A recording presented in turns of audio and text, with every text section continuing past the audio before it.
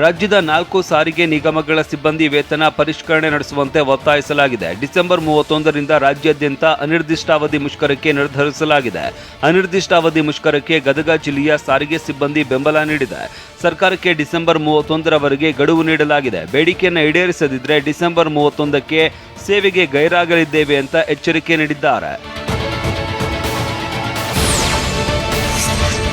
ಹೊಸ ವರ್ಷ ಹಿನ್ನೆಲೆ ಹುಬ್ಬಳ್ಳಿ ಧಾರವಾಡದಲ್ಲಿ ಖಾಕಿ ಅಲರ್ಟ್ ಆಗಿದೆ. ಹುಬ್ಬಳ್ಳಿಯಲ್ಲಿ ಪೊಲೀಸರು ಮಾದಕ ವಸ್ತು ಪೆಡ್ಲರ್ಸ್ ಪೆರೇಡ್ ಮಾಡಿದ್ದಾರೆ. ಪೊಲೀಸ್ ಆಯುಕ್ತ ಶಶಿಕುಮಾರ್ ನೇತೃತ್ವದಲ್ಲಿ ಕಾರವಾರ ರಸ್ತೆಯಲ್ಲಿರುವ CAR ಮೈದಾನದಲ್ಲಿ ಪೆರೇಡ್ ನಡೆಸಲಾಯಿತು. 50ಕ್ಕೂ ಹೆಚ್ಚು ಪೆಡ್ಲರ್ಸ್ ಮೇಲೆ ದೂರುಗಳನ್ನು ದಾಖಲಿಸಿದ್ದೇವೆ. 200ಕ್ಕೂ ಹೆಚ್ಚು ಪೆಡ್ಲರ್ಗಳನ್ನು ವಶಕ್ಕೆ ಪಡೆದುಕೊಂಡಿದ್ದೇವೆ ಅಂತ ಹುಬ್ಬಳ್ಳಿ ಧಾರವಾಡ ಪೊಲೀಸ್ ಆಯುಕ್ತ ಶಶಿಕುಮಾರ್ ಹೇಳಿದ್ದಾರೆ.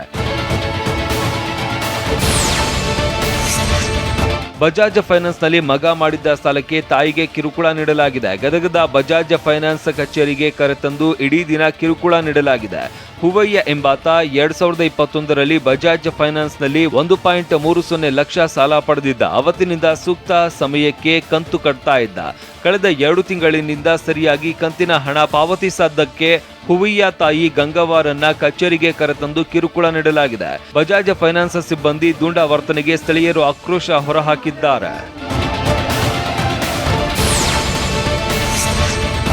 SSLC ಪರೀಕ್ಷೆಗೆ 86 ದಿನ ಬಾಕಿ ಇದ್ದರೂ ಶಿಕ್ಷಕರ ನೇಮಕ ಮಾಡಿಲ್ಲ ಅಂತ ವಿದ್ಯಾರ್ಥಿಗಳು ಕಣ್ಣೀರು ಹಾಕಿದ್ದಾರೆ.